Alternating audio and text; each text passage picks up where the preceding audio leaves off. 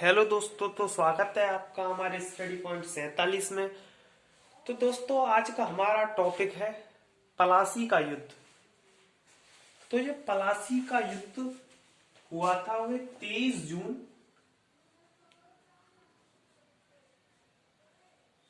सन 1757 ईस्वी में हुआ था। 23 जून सन 1757 ईस्वी में हुआ था। तो यह युद्ध मुर्शिदाबाद के दक्षिण में, मुर्शिदाबाद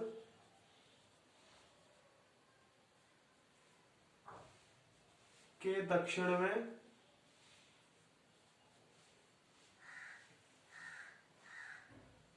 इससे 22 मील दूर, 22 मील दूर नादिया जिले के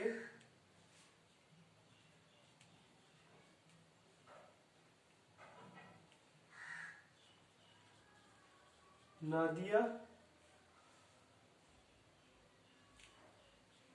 जिले में भागीरथी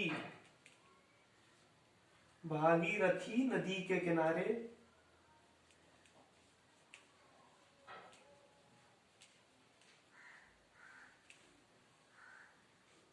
एक प्लासी नामक स्थान पर हुआ था। नादिया जिले में भागीरथी के किनारे एक पलासी नामक स्थान पर हुआ था। तो देखो, ये जो युद्ध है बड़ा ही इंपॉर्टेंट युद्ध है। यह लड़ाई लड़ी गई तो ये नवाब सिराजुद्दौला की सेना की, नवाब थे उस समय सिराजुद्दौला,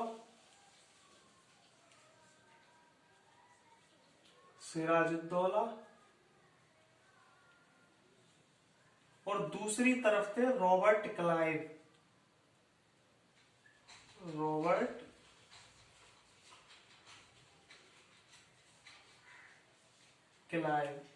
यानी इन दोनों के मध्य यह युद्ध हुआ था।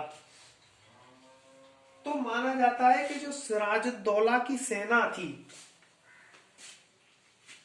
सिराज की सेना की जो संख्या थी लगभग 50,000 बताई जाती है कि सिराज की सेना की जो संख्या लगभग 50,000 थी। और वहीं रॉबर्ट क्लाइव की सेना की संख्या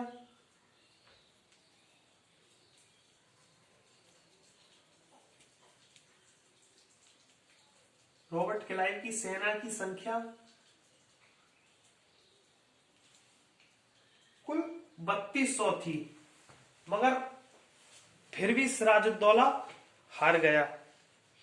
यानी रॉबर्ट क्लाइव की तो 3200 थी और सिराजुद्दौला की जो सेना की जो संख्या थी वह 50,000 थी। तो जो सिराजुद्दौला की जो सेना थी, उसकी सेना ने एक बड़े हिस्से में युद्ध में भाग नहीं लिया, क्योंकि उनका जो सेनापति था मीर जाफर, उसका नाम था मीर जाफर। ये जो था,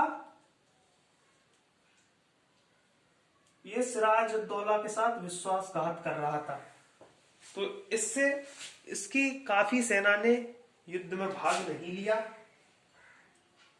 और जब सिराजुद्दौला को पता चला कि उनका सेनापति मीर जाफर और राय दुर्लभ और एक और जगत सेठ, ये लोग उसके साथ विश्वासघात कर रहे हैं, तो वे अपनी जान को बचाकर मुर्शिदाबाद पहुंचा। हाँ, मुर्शिदाबाद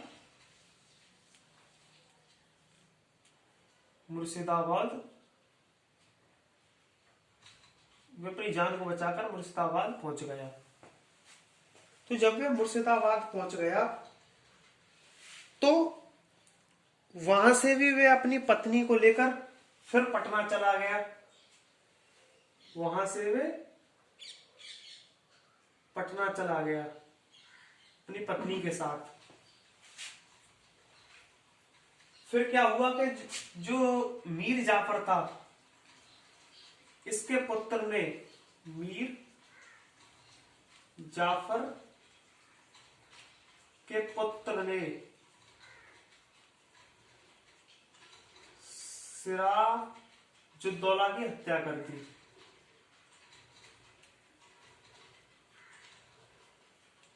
दौला की हत्या कर दी, यानी मीर जाफर के पुत्र ने सिराजुद्दौला की हत्या कर दी। तो इस युद्ध में जो था वे अंग्रेजों का षड्यंत्र सफल रहा और यह युद्ध अत्यधिक दुर्भाग्यपूर्ण माना जाता है और यहीं से भारत की दासता की कहानी शुरू होती है। तो दोस्तों, आपको कैसी लगी ये वीडियो? अगर आपको ये वीडियो अच्छी लगी हो तो लाइक करें, सब्सक्राइब करें एंड शेयर करें। तो दोस्तों, मिलेंगे जल्दी ही अगले नए टॉपिक के साथ।